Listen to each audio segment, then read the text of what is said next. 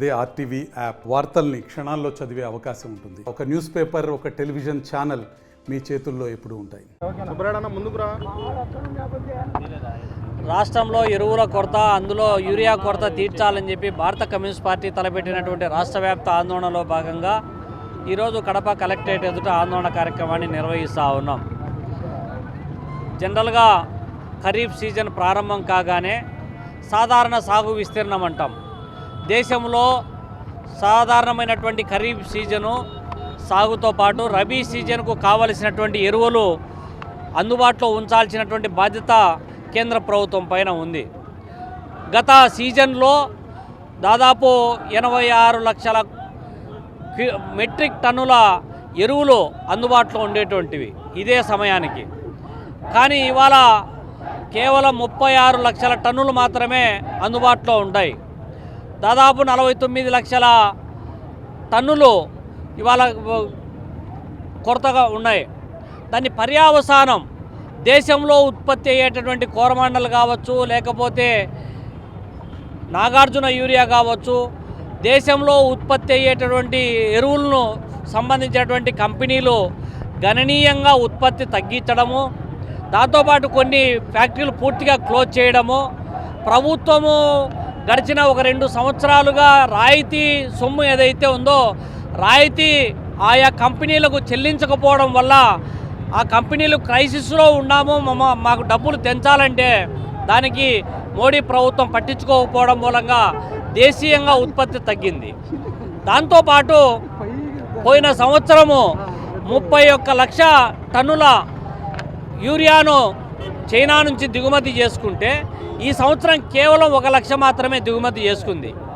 దేశీయంగా విదేశీయంగా కూడా ఎరువులను అందుబాటులో ఉంచాల్సినటువంటి కేంద్ర ప్రభుత్వము బాధ్యతారహితంగా వ్యవహరించడం మూలంగా ఇవాళ దేశవ్యాప్తంగా ఎరువుల కొరత, అందులో ఆంధ్రప్రదేశ్ రాష్ట్రంలో పైన కూడా పడింది.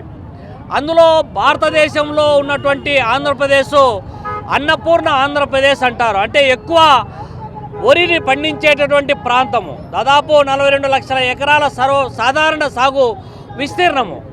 కానీ ఆ సాగుకు సంబంధించినటువంటి ఎరువులు అందుబాటులో ఉంచకపోవడం మూలంగా ఇవాళ ఒక రైతు ఒక మూట యూరియా కోసం గంటల తరబడి క్యూలో నిలబడాల్సినటువంటి పరిస్థితి నెలకొంటా ఉంటే, ఇంకోవైపు అందుబాటులో ఉన్నటువంటి ఎరువులను కూడా ఈ అధికారులు, వ్యవసాయ శాఖ అధికారులు ఎవరైతే ఉన్నారో వాళ్ళ చేతివాటం ప్రదర్శించి ఏవైతే రైతు సేవా కేంద్రాలు, అట్లే మార్కెట్ కేంద్రాలు, ఇంకొకటి వ్యవసాయ పరపతి సంఘాలకు ఇవ్వాల్సినటువంటి ఎరువులు కేటాయించకుండా డీలర్లకు ఇస్తున్నారు.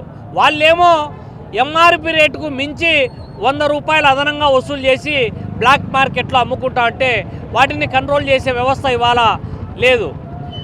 పాలక ప్రభుత్వాలేమో వ్యవసాయాన్ని కాపాడుతాము, లాభసాటిగా మారుస్తాం, ఆదాయాన్ని రెట్టింపు చేస్తామని ఎన్నికల వాగ్దానాలకే పరిమితం అవుతున్నారు తప్ప ఆచరణలోకి వచ్చేటప్పటికీ ఇప్పటికి ఎరువులు కొరత తీర్చలేనటువంటి డబుల్ ఇంజన్ సర్కారు ఇంకా ఏం రైతులను ఆదుకుంటారు? దీన్ని బట్టి వ్యవసాయ రంగాన్ని కావాల్సి కల్లే ఒక ఉద్దేశపూర్వకంగా ప్రణాళికాబద్ధంగా నిర్వీర్యం చేసి కార్పొరేట్ కంపెనీలకు కట్టబెట్టాలనేటువంటి ఒక ఆలోచనాపూరితమైనటువంటి కుట్రలు దాగి ఉన్నాయి. కాబట్టి ఈ విధమైనటువంటి దుస్థితి నెలకొంటా ఉంటే అడగాల్సినటువంటి వాళ్ళు, కొట్లాడాల్సినటువంటి కూటమి నేతలు, చంద్రబాబు నాయుడు లాంటి వాళ్ళు నిమ్మకు నీరెత్తినట్లు వ్యవహరించడం బాధ్యతారాహిత్యానికి నిదర్శనము. ఇప్పటికైనా యూరియా కొరతను తీర్చడానికి కావలసినటువంటి చర్యలు కేంద్ర రాష్ట్ర ప్రభుత్వాలు తీసుకోవాలి. యూరియా ఎమర్జెన్సీ ఈ రాష్ట్రంలో, ఈ దేశంలో అమలు చేయకపోతే సామాన్య పేద మధ్యతరగతి రైతాంగానికి యూరియా అందుబాటులో లేకుండా పోతుంది. కాబట్టి ఇప్పటికైనా ఆ చర్యలు తీసుకోవాలని చెప్పి డిమాండ్ చేస్తా ఉన్నాం. మరిన్ని వీడియోస్ కోసం ఛానల్ ని సబ్స్క్రైబ్ చేయండి, లేటెస్ట్ అప్డేట్స్ కోసం వాట్సాప్ ఛానల్ ని ఫాలో చేయండి, అండ్ లింక్ డిస్క్రిప్షన్ లో ఉంది.